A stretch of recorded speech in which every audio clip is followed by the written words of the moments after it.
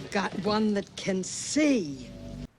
Now, I don't know if you picked up on our work on the pig farm up in British Columbia, but from the period 1996 to 2002, between 60 and 100 prostitutes were taken from the downtown east side, primarily First Nations people, many with arrests and drug problems, exceedingly poor, taken out to the pig farm and slaughtered in front of an audience of up to 1,700 people. Oh, my God. And I hate to say this, Go ahead. in some cases, eaten at cannibal feasts.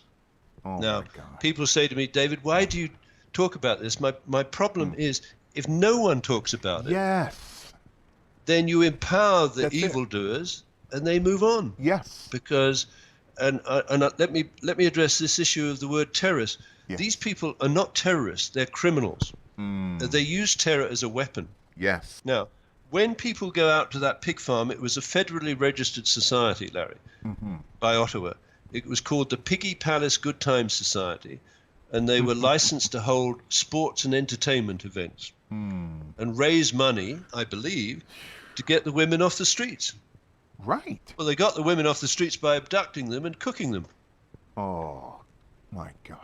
There was a fridge full of body parts, right? This is the greatest serial killing, I believe, possibly in history, right? Where targeted, vulnerable individuals were taken out to the pig farm. People would fly in from across the country, including the United States, to attend the Friday night raves. This is an allegation or a supposition. In the roof of the barns where these festivities or activities were going on, there was a camera with demon face recognition software. Wow. So you would go in perhaps good faith.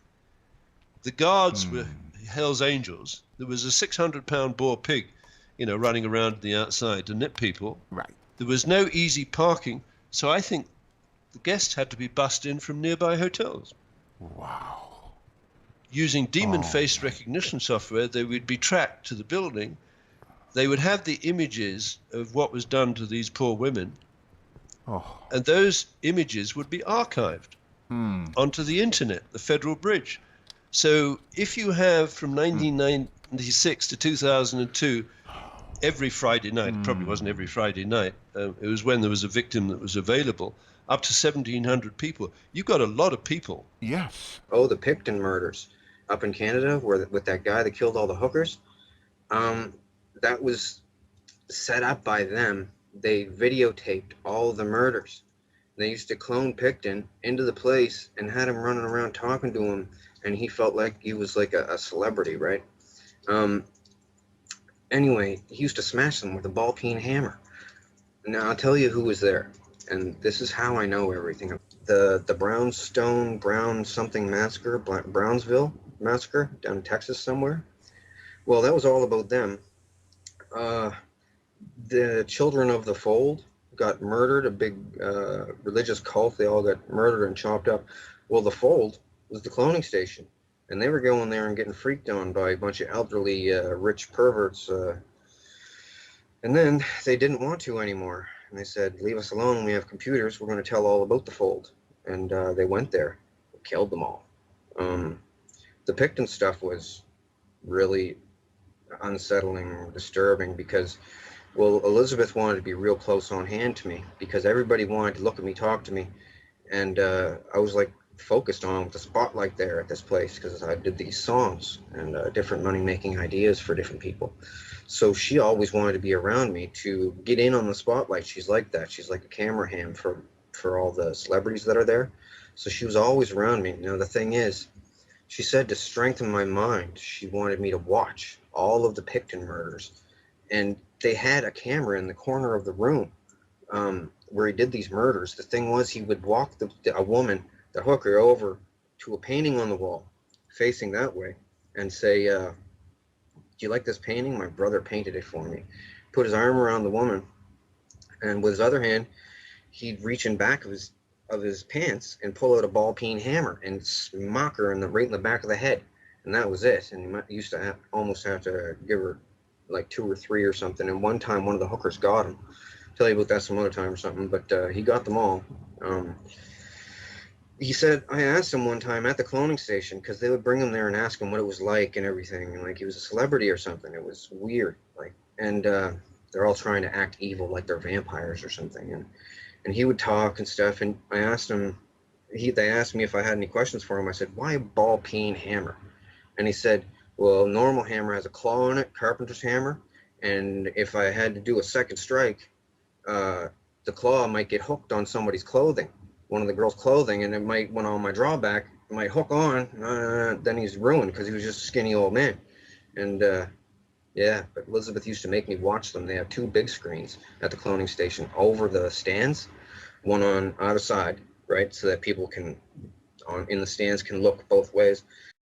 The Pickton stuff was really unsettling, disturbing, because, well, Elizabeth wanted to be real close on hand to me because everybody wanted to look at me, talk to me, and I was like focused on with the spotlight there at this place because I did these songs and different money-making ideas for different people. So she always wanted to be around me to get in on the spotlight. She's like that. She's like a camera ham for all the celebrities that are there. So she was always around me. Now the thing is, she said to strengthen my mind, she wanted me to watch all of the Pickton murders. And they had a camera in the corner of the room where he did these murders. The thing was, he would walk a woman, the hooker, over to a painting on the wall, facing that way, and say, do you like this painting? My brother painted it for me. Put his arm around the woman, and with his other hand, he'd reach in back of his pants and pull out a ball peen hammer and smack her right in the back of the head. And that was it. And he used to almost have to give her like 2 or 3 or something. And one time, one of the hookers got him. I'll tell you about that some other time or something. But he got them all. Yeah, but Elizabeth used to make me watch them. They have two big screens at the cloning station over the stands, one on either side, right, so that people can, in the stands, can look both ways. Well, a lot of people can't watch them. A lot of people want to act evil so they'll feel safe there, because the more evil that you are, the more they're going to leave you alone.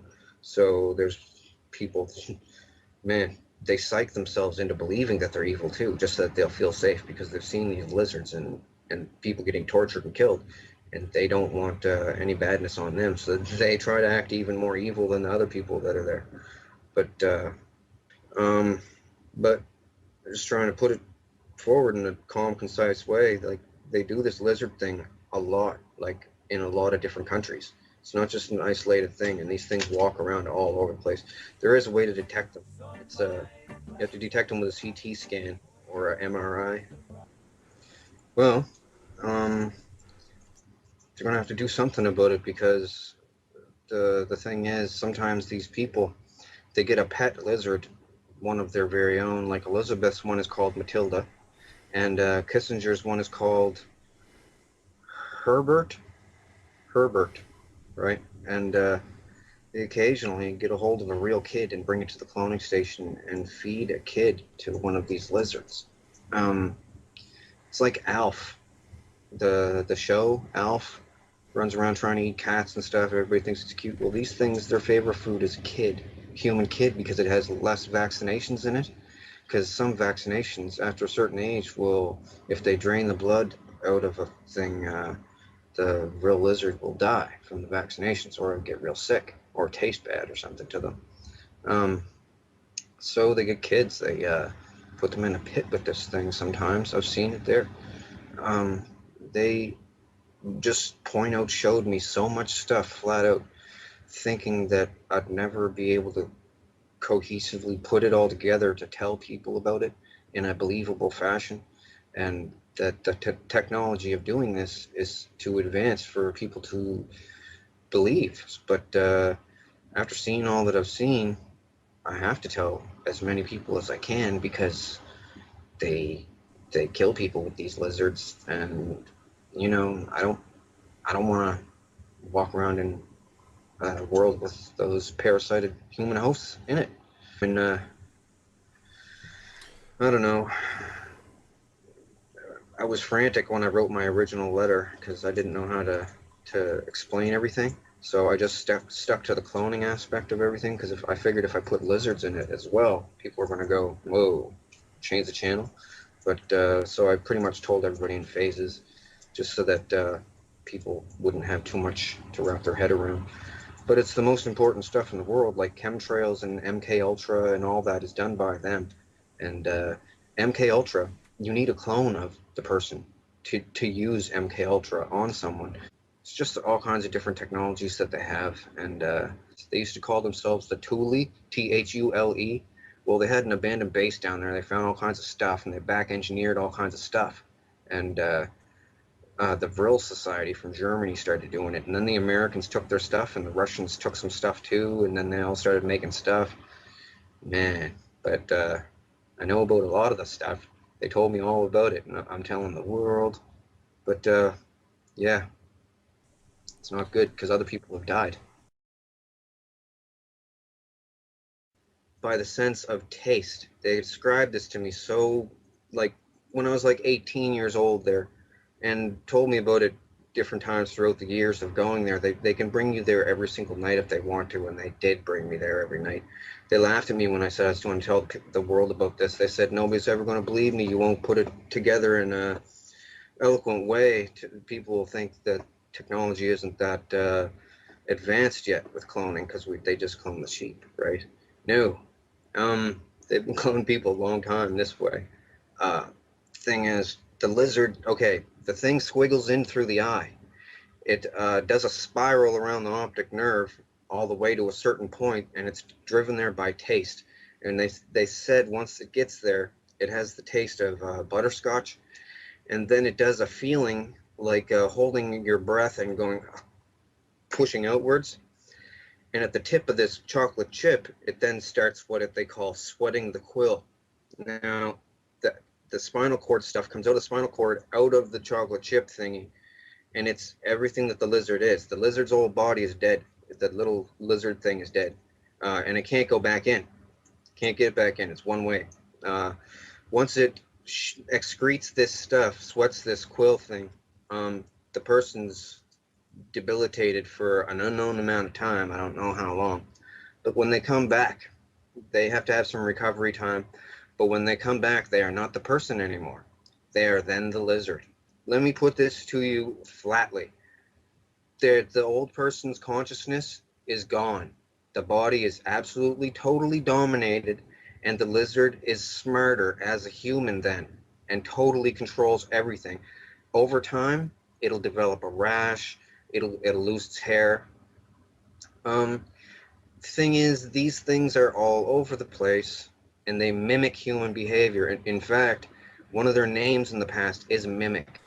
A lot of the people that you hear about in the news that are getting people and chopping them up in the basement and eating them and stuff, frying them up, these are what they call drones. They're parasited hosts of the lizards. They like to make them. The only thing a drone wants to do is make more, have sex, and torture someone. Like, it's a different kind of mentality. It's hard to explain.